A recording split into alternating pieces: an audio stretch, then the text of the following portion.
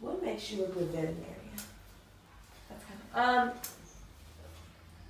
so I try to be a good veterinarian. I think the thing that I focus on the most is trying to communicate with the people, the clients who own the pets, and understand, what the issue is, and maybe what their limitations are as far as treating their pets. So like if you have like an elderly patient who can't open pill bottles, it doesn't make sense to send them home medication in bottles that they can't open.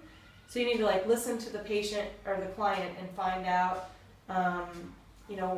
what they can do or what they can't do to help treat their pet. And sometimes that involves money too. Sometimes we don't have enough money to do a really expensive test, so we might have to take some shortcuts or make some different choices, because there are just a lot of challenges like that. But to me, that's what makes things interesting. Okay. What made you decide to be a veterinarian? It was sort of like a long, sort of like several things over a number of years. Like I used to take violin lessons when I was a kid, and I would always talk about my pets when I was there. And so my teacher one day told me that I would be a good vet. And then I found out that I liked science a lot. And then I worked at a vet, and I really liked working there. So it was sort of like over many years, kind of growing interest. Okay. If you make a mistake and cause the death of an animal, what would you do? And that probably happens to every veterinarian, probably at least once in their career, because stuff happens. One of the things you have to do is you need to tell their owner what happened.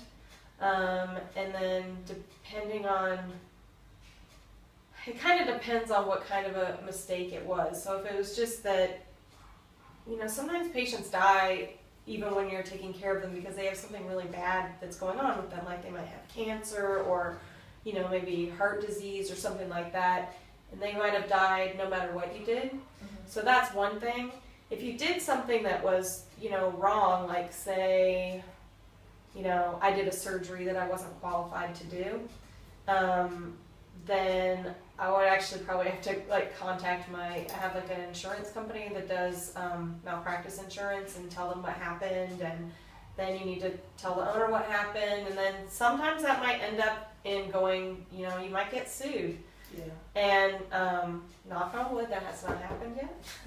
I hope it never happens, but in school, you take a law class as part of school, and our instructor told us, all of us are probably going to get sued at some point in our career. That doesn't necessarily mean that you did something wrong. People can sue you for whatever they want to sue you for. They might not, it might not be, a real thing that happened. So, if that happens, you probably have to go through a lot of stuff. All right. What do you think a veterinarian's role is in the community? I think definitely, obviously, to take care of the, patients that are brought to us by, clients, their family pets, but also I try to help with some rescues. So I try to help with homeless pets in the area. I'm not the one that's adopting them out to homes, but I give some discounts to some rescues to help them be able to rehome pets. And then I also will occasionally, please don't advertise this on the internet or anything, if there's an injured wild bird or something like that, we have one right now, I'll try and take care of it so it can go back out. And then, if people ask, people like you ask me to do an interview or speak at an event or something like that, as far as an educational thing, then I'll usually, offer to do that. Okay, the last question. How do you feel about euthanasia and why? I think euthanasia is really sad, but I think that,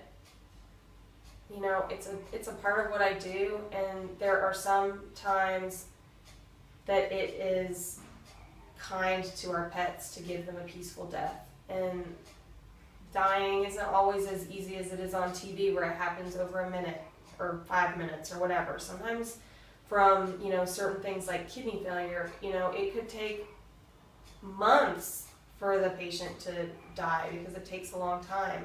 And, we can't, as a human, you can make that decision and say, maybe I don't feel good, but I would rather, you know, spend time with my family even though I feel really sick. But an animal can't make that choice, and they may feel horrible. And so I think that there are times when it's kinder to let them, you know, let them die peacefully. All right, thank you. Okay, sure. Anything else you can think of? No, just these questions. Okay. All right, thank All right. you. Sure, you're welcome.